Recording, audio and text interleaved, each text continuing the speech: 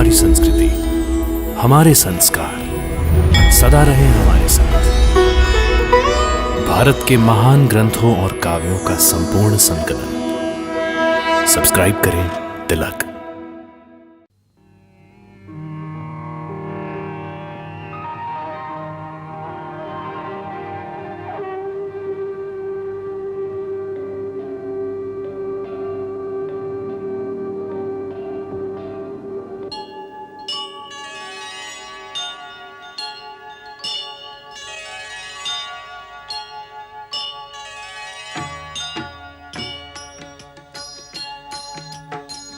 सीताराम चरित अति पावन, मधुर सरस अरु अति मन भावन।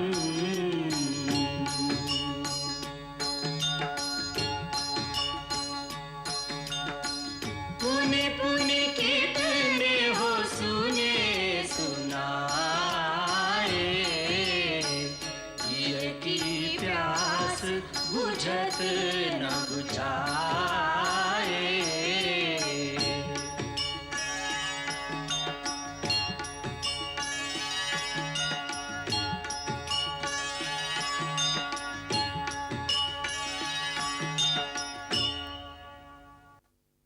सुने सुने सर्व में पास सुने, ये सर्व विदित है कि राजकुमारी सीता के विवाह की एक ही शर्त है कि जो शूरवीर शिव के इस दीप धनुष को उठाकर प्रतिज्ञा चढ़ाएगा, उसी के साथ राजकुमारी का विवाह होगा।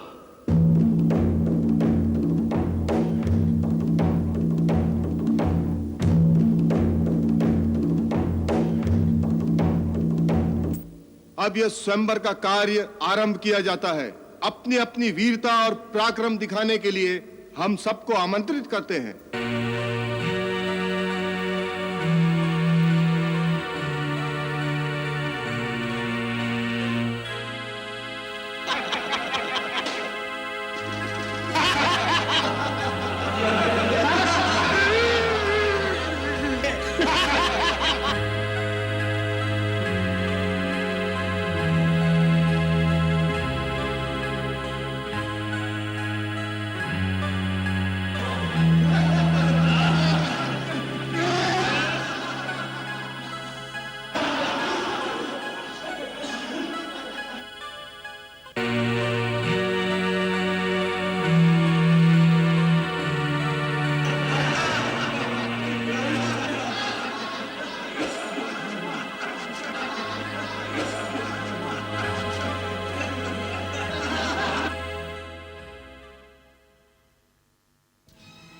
देश देश और द्वीप द्वीप के बड़े बड़े राजा और राजकुमार मेरा प्रण सुनकर इस स्वयंवर में आए हैं, परंतु मुझे बड़े दुख से कहना पड़ता है कि अपने आप को परम पराक्रमी, रणधीर, शूरवीर कहलाने वाले इन सब लोगों की भीड़ में सच्चा वीर एक भी नहीं निकला। बस महाराज बस, इतनी लज्जाजनक और अनुचित बात कहने से पहले आपको यह याद नहीं आया कि इस सभा में सूर्यवंशी रघुकुल नंदन श्री राम भी बैठे हैं। महाराज जनक, जिस सभा में रघुवंशियों में से एक भी बैठा हो, उस सभा में इस तरह की बात करने का कोई साहस भी नहीं करता, और आप तो रघुकुल नंदन श्री राम के सामने वीरता की चुनौती दे रहे हैं। लक्ष्मण, मुझे क्षमा कीजिए भैया, मुझसे आपका अपमान नहीं सहा गया। शांत हो वत्स, अपने आसन पर विराजो।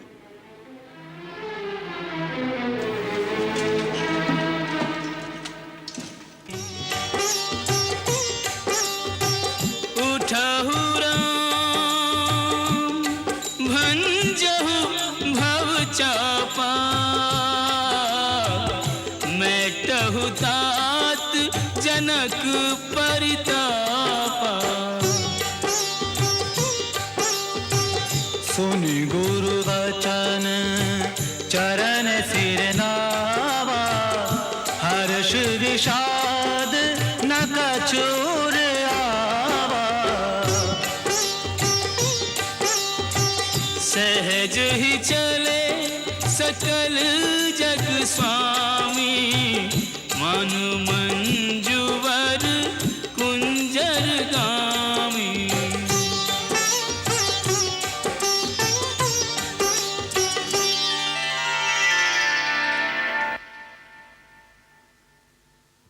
तब राम ही बिलो की बेदेही सभय हृदय बिनवती जेहि तेहि। मन ही मन मनाव अकुलानी हो प्रसन्न महेश भवानी। करहु सफल आपिन सेवकाई करिहि तू हरहु चाप गरुआई।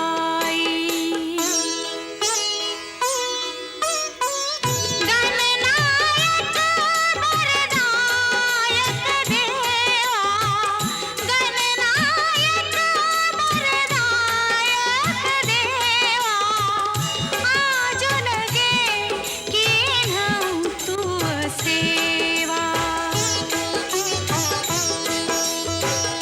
बार बार बिनती सुनी मोरी करहु चाप गुरु ताती थोरी। तनु मन वचन मोर तनु साचा तनु मन वचन मोर तनु साचा। रघुपति पद सरोज चितुराचा। तै भगवान सकल उर्वासी करहु मोहि रघुबर के दासी करहु मोहि रघुबर के दासी।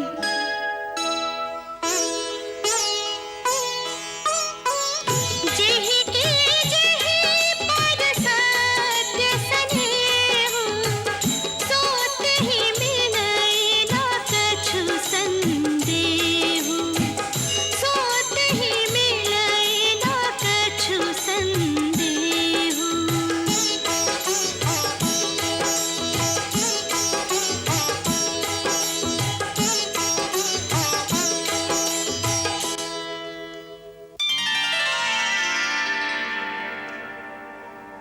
राम बिलोके लोग सब चित्र लिखे से देखी चित इसीय कृपायतन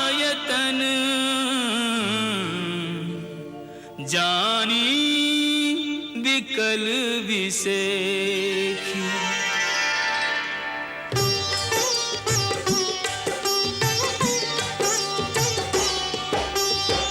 त्रसित बारी बिनु जो तनु त्यागा मुए करई का सुधा तड़ागा। काबर का जब कृषि सुखाने समय चुके पुनि का पछताने।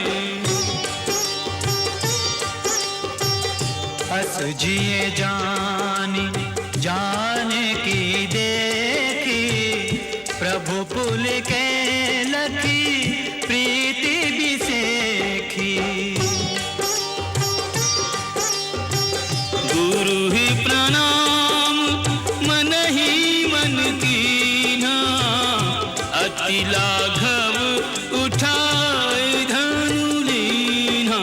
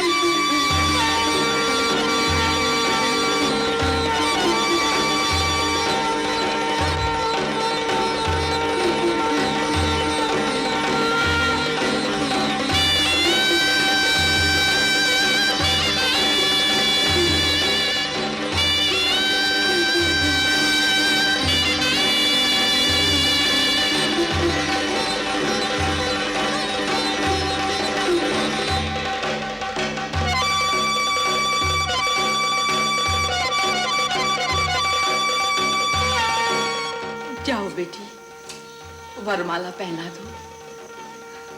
जाओ बेटी, जाओ।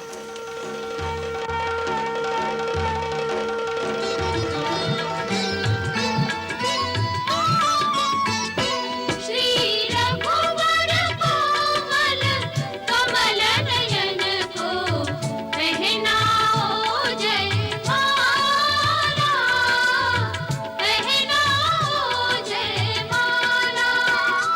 ये पुण्य मुहूर्त स्वर्णिम अवसर फिर नहीं आने वाला, पहनाओ जयमाला। श्री रघुवर कोमल कमल नयन को पहनाओ जयमाला,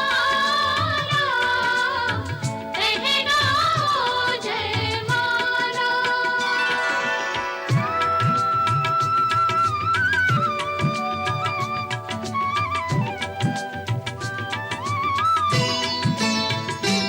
दो चारु चरण चलते चलते श्री रघुवर तक ऐसे पहुँचे, ज्यों छुई हुई के पल्लव हो, सिमटे सिमटे सकुचे सकुचे। सिमटे सिमटे सकुचे सकुचे। श्री राम चकित चितवे सीता का अद्भुत रूप निराला, पहनाओ जयमाला। श्री रघुवर कोमल कमल नयन को पहनाओ जयमाला, पहनाओ जयमाला। ये पुण्य मुहूर्त स्वर्णिम अवसर फिर नहीं आने वाला, पहनाओ जयमाला। श्री रघुवर कोमल कमल नयन को पहनाओ जयमाला, पहनाओ जयमाला।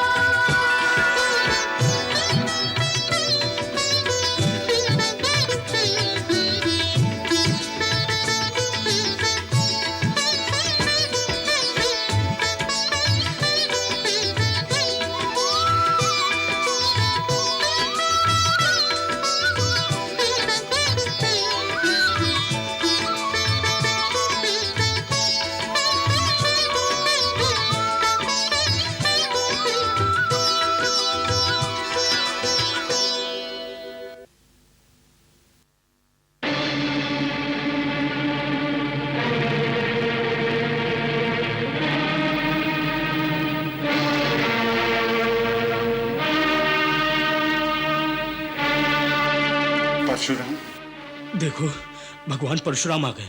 बहुत क्रोध में लगते हैं।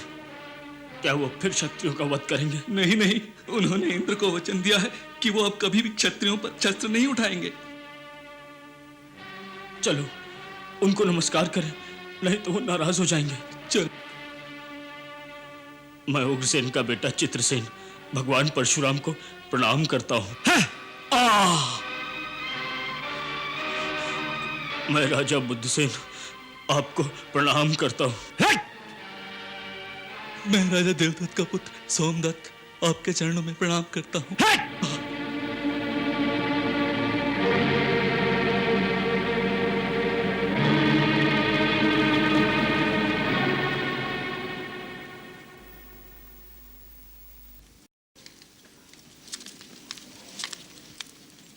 मैं हर्षवलोमा का पुत्र जनक भगवान परशुराम के चरणों में प्रणाम करता हूं। कल्याण हो।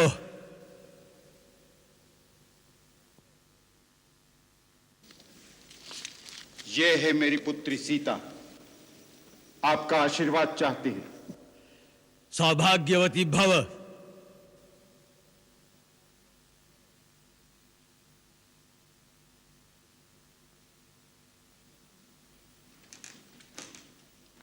प्रभु, मिथिला में आपका स्वागत।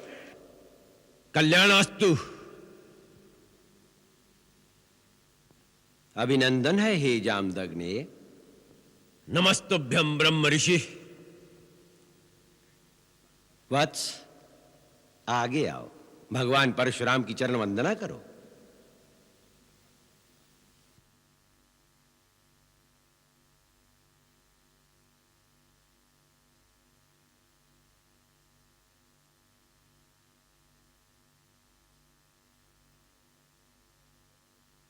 अपना परिचय नहीं दिया तुम दोनों ने।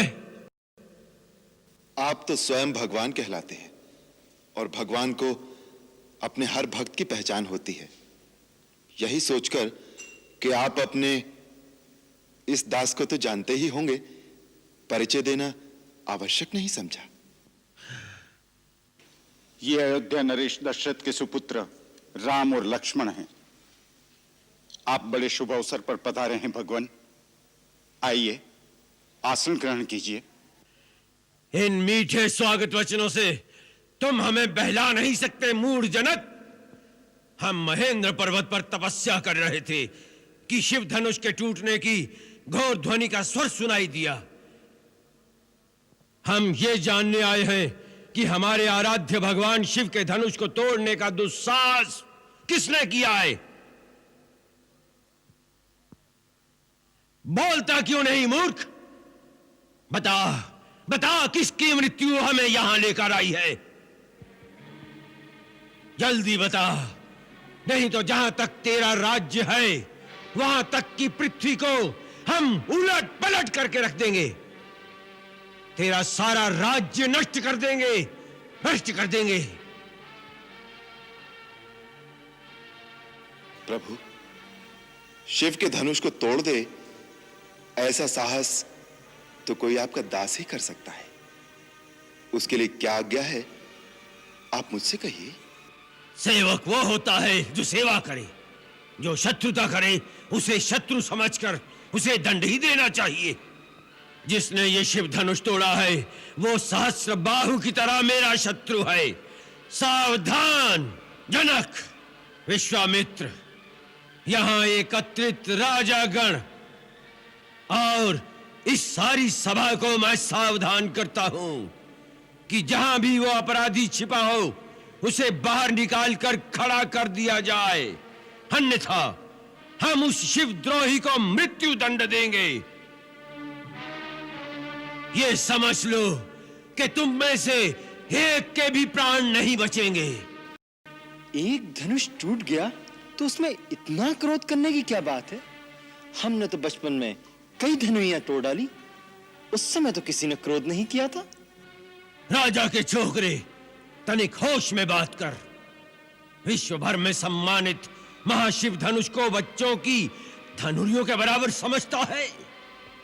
ये वो धनुष है जिससे शंकर ने त्रिपुरारी का वध किया था।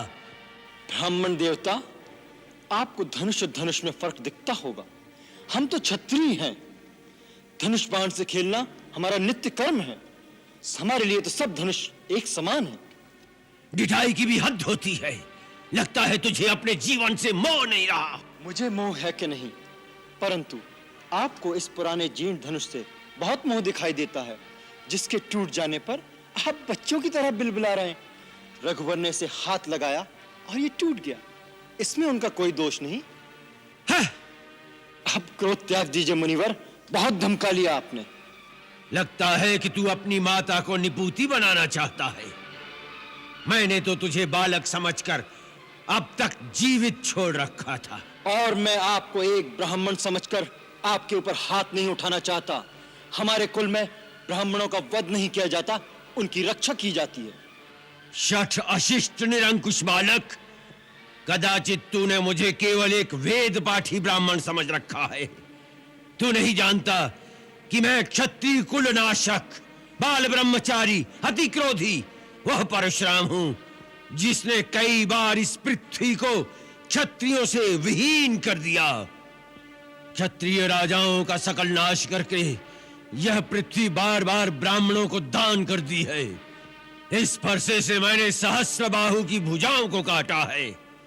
इसी फरसे से मैंने बार बार क्षत्रियों का लहू पिया है, और आज तुम्हारे लहू से इस फरसे की प्यास बुझाई जाएगी। आप बार बार मुझे डरा रहे हैं तो ऐसा लगता है जैसे एक बालक फूंक मारकर पर्वत उड़ाने की चेष्टा कर रहा हो। ब्राह्मण देवता जो वीर होते हैं वो अधिक बातें नहीं करते, वार करते हैं। ये कायर पुरुषों की निशानी है कि युद्ध करने की बजाय वो अपनी शान में बड़ी बड़ी बातें बघाड़ने लगते हैं। विश्वामित्र, यदि इस उद्दंड बालक की रक्षा चाहते हो तो इसे हमारी आंखों से दूर ले जाओ। आप आंखें बंद कर लीजिए प्रभु, मैं दिखाई नहीं दूंगा। विश्वामित्र, इसे हमारे क्रोध और पराक्रम की शक्ति बताओ। अपनी गुण गाथा आप स्वयं इतनी अच्छी सुना लेते हैं कि दूसरे की आवश्यकता ही नहीं। अभी तक अपनी महान गाथा गाते गाते दिन नहीं भरा हो तो सुना लीजिए कि किस तरह आपने एक कर्तव्यवीर कुमार के दोष पर क्रोध में आकर लाखों निर्दोष क्षत्रियों को संहार कर दिया, पिता का ऋण कैसे चुकाया, माता का गला इस फरसे से कैसे काट दिया। सुनाइए सुनाइए अपने महान कार्यों की पूर्ण कथा। बस बहुत हो गया, अब कोई मुझे दोष न देना। ये बालक अब निश्चय ही मरणहार है। आश्चर्य है कि मेरे कुठार के सामने आकर भी अब तक जीवित कैसे रहा। ये मुझे भी आश्चर्य है कि मेरे देवतुल भैया को मृत्युदंड देने की बात कोई मेरे सामने करे और वो मेरे बाणों से अब तक बचा रहे। लक्ष्मण,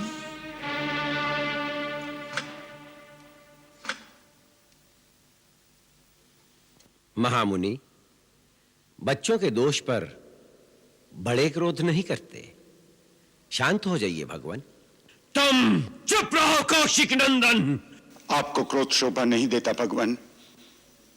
यदि बालक कोई चपलता दिखाता है तो गुरु माता पिता उसका आनंद लेते हैं, रोष नहीं करते।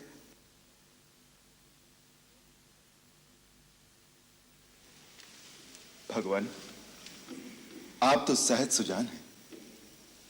बालक की बातों पर ध्यान मत धरिए। और फिर उसने तो आपका कोई अपराध नहीं किया।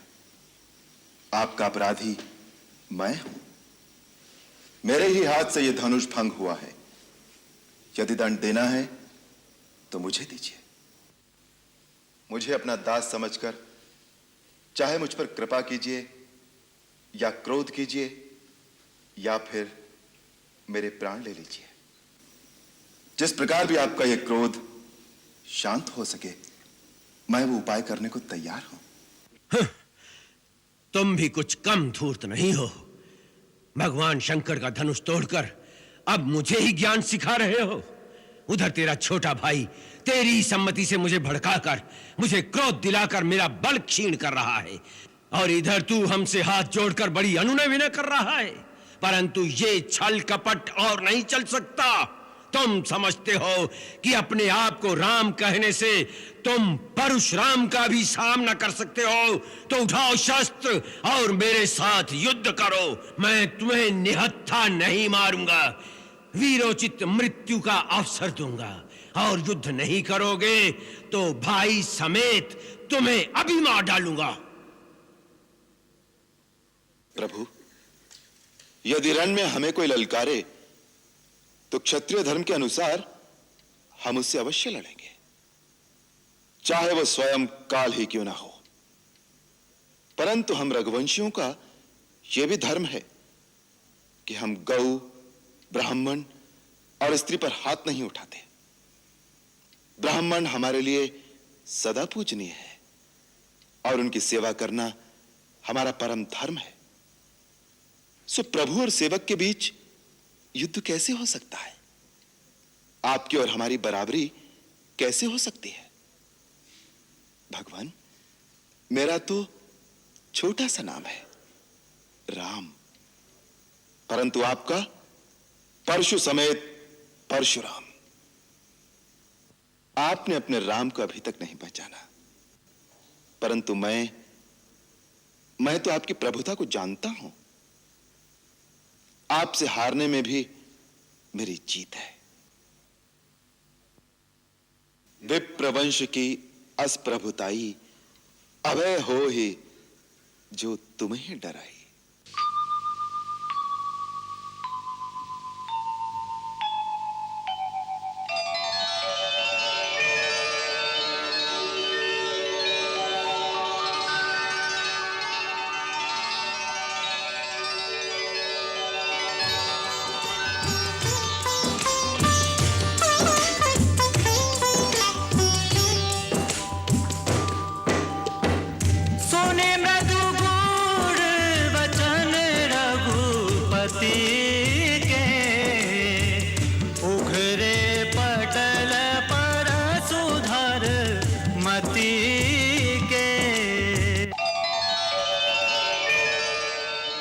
राम, ये धनुष है। ये धनुष विष्णु ने मेरे पितामह महर्षि ऋचिक के पास धरोहर रूप में रखा था। यदि विष्णु के इस धनुष पर तुम वान का संघान कर सको तो मेरा संदेह मिट जाएगा। मैं तुम्हें पहचान लूंगा। राम रमापति कर धन ले खेचहु चाप मिटाए संदेह खेचहु चाप मिटाए संदेह।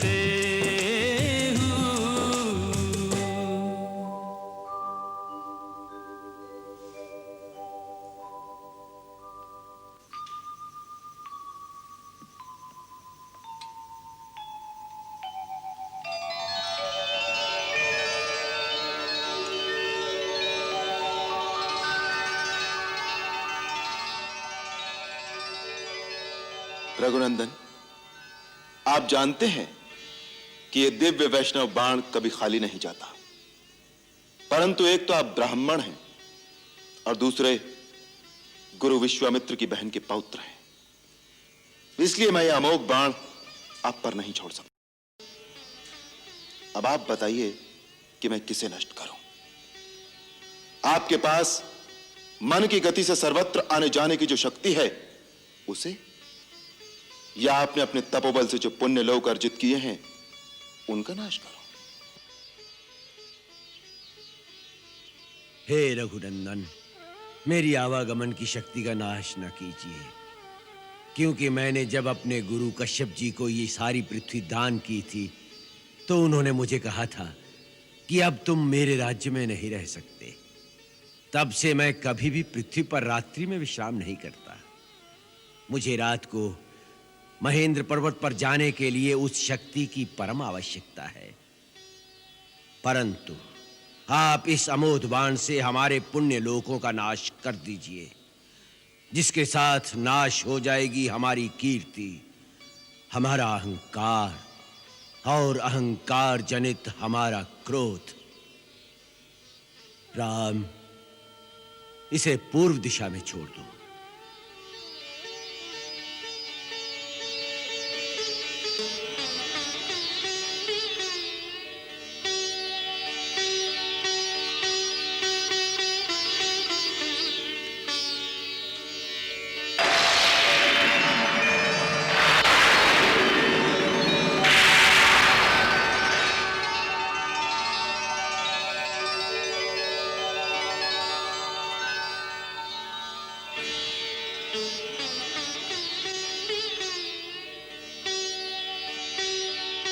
जय रघुकुल तिलक,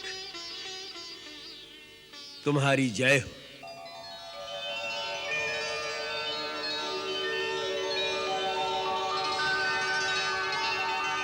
जनक, तुम्हारे कई जन्मों के पुण्य से श्री राम तुम्हारे धाम में आए हैं, और राम का यह संयोग स्वयं ब्रह्मा ने भगवान शिव जी के आशीर्वाद से ही निश्चित किया है। धूमधाम से ये विवाह रचाओ, इसी में आपका कल्याण है।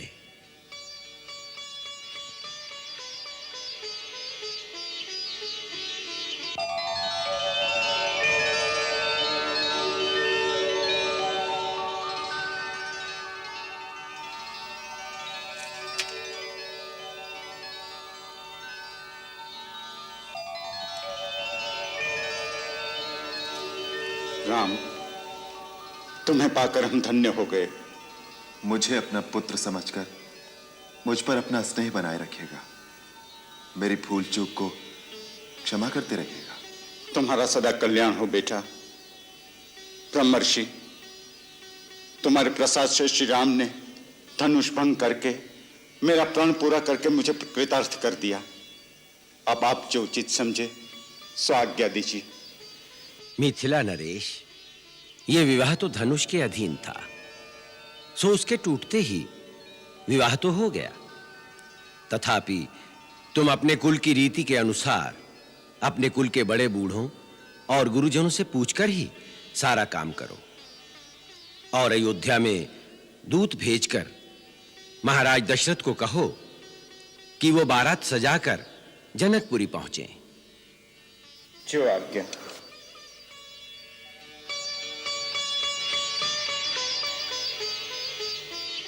परशुराम के बारे में वाल्मीकि ने लिखा है कि परशुराम विष्णु के अंश अवतार थे। उन्होंने अपने पिता की हत्या का बदला लेने के लिए 21 बार धरती को क्षत्रियों से विहीन कर दिया। अंत में उन्होंने जब यह धरती अपने गुरु को दान कर दी, तब गुरु ने कहा कि अब तुम मेरे राज्य में नहीं रह सकते। इसी बात का इशारा परशुराम जी ने राम से किया है। अपने तपोबल से उन्होंने कई पुण्य लोक अर्जित कर लिए थे। अपनी सिद्धियों के कारण मन की गति से कहीं भी आ जा सकते थे। इसी कारण अंशावतार होते हुए भी उनमें बहुत अहंकार पैदा हो गया था। अहंकार बहुत सी बुराई की जड़ है, क्योंकि वो मनुष्य को अपने मत से अंधा कर देता है। उसे सामने वाले की महत्ता दिखाई नहीं देती। इसी कारण परशुराम जी को भी श्री राम को पहचानने में इतनी देर लगती है। अहंकार में उत्तेजना भी बहुत होती है, और एक अहंकारी पुरुष की शक्ति क्षीण करने का तरीका वही है जो लक्ष्मण ने अपनाया। उन्होंने अपनी बातों से परशुराम जी को बहुत क्रोधित कर दिया। क्रोध से उत्तेजित मनुष्य की शक्ति क्षीण हो जाती है। इसीलिए गंभीर परिस्थिति आने पर मनुष्य को उत्तेजित होने की बजाय शांत रहना चाहिए, तभी वो विजयी हो सकता है। उधर श्री राम सर्वसमर्थ होते हुए भी उस समय तक धनुष की ओर नहीं जाते जब तक गुरु विश्वामित्र स्वयं उन्हें आदेश नहीं देते। हालांकि सीता जी की अधीरता और विह्वलता को वो अच्छी प्रकार देख रहे हैं और समझ रहे हैं। एक और मर्यादा का यह प्रतिबंध, परंतु दूसरी ओर मन ही मन श्री राम सीता की इस अधीरता में अपने प्रति उनके प्रेम की पराकाष्ठा को देखकर बराबर पुलकित भी हो रहे हैं। जैसे तुलसीदास जी ने लिखा है, देखी विपुल बिकल वै देही निमिष बिहात कल्प समते ही अस जिये जानकी देखी प्रभु पुल के लखी प्रीति विसेखी। आज के ज़माने में इस शिक्षा की कितनी आवश्यकता है ये सब जानते हैं। यदि आज का समाज इतना ही समझ ले तो रामायण की कथा सार्थक हो जाती है। आज के ज़माने में यदि इसी प्रकार हम संयम और मर्यादा पाल सकें तो हमारे सामाजिक और व्यावहारिक जीवन में से बहुत से तनाव निकल जाएं और प्रेम का वातावरण चारों ओर फैल जाए। रामायण ऐसे ऊंचे विचारों की प्रेरणा स्रोत है। यही इस ग्रंथ की महानता है। जय श्री राम। मंगल भवन अमंगल हारी प्रभु सुदशरथ अजिर बिहारी।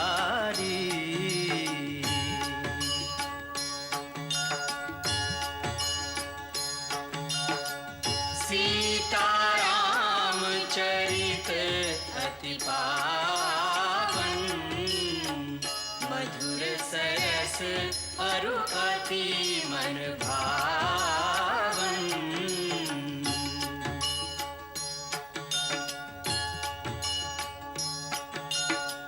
पुनि पुनि कितने हो सुने सुनाए हिय की प्यास बुझत न बुझाए।